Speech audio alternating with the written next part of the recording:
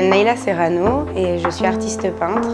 Je vis à Paris et je suis autodidacte et j'ai eu la chance d'avoir des gens qui m'ont poussée à peindre en fait. Le lendemain de mon mariage, il y a quelqu'un qui m'a proposé d'aller à Paris, de déménager de Londres pour aller faire une grande exposition à Place Vendôme. Et c'est comme ça que j'ai commencé à peindre. Donc c'est vrai que ça paraît assez idyllique comme histoire. Je vais vous raconter une histoire d'amour, une première histoire d'amour où j'ai acquéri pour la première fois un dessin. J'ai désiré un jour une œuvre. Je rentrais d'une soirée, il était 5h du matin. J'étais en robe, très chic, en talons. J'étais avec une copine et puis dans la rue, il y avait un clochard qui peignait, qui avait plein de cartons devant lui, peints et quelques toiles. Je m'arrête, je dis mais c'est hyper beau, c'est magnifique. Ma copine, pareil, elle était tombée en émotion devant ces tableaux par terre.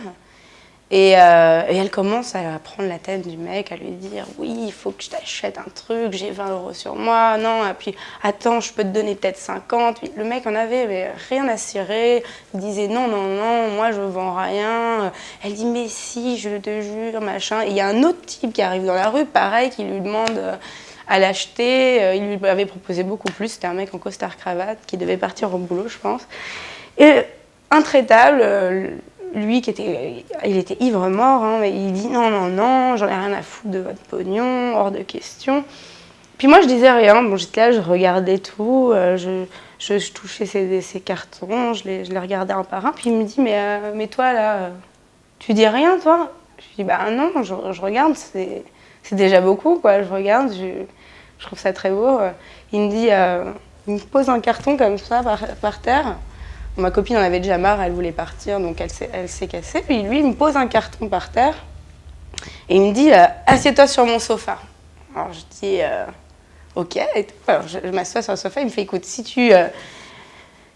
montre-moi celle que tu préfères. » Donc je lui dis celle-là, il y avait une petite toile qui représentait le visage d'un homme avec une boîte de cachous collés pour faire l'œil, qui était très drôle et très belle.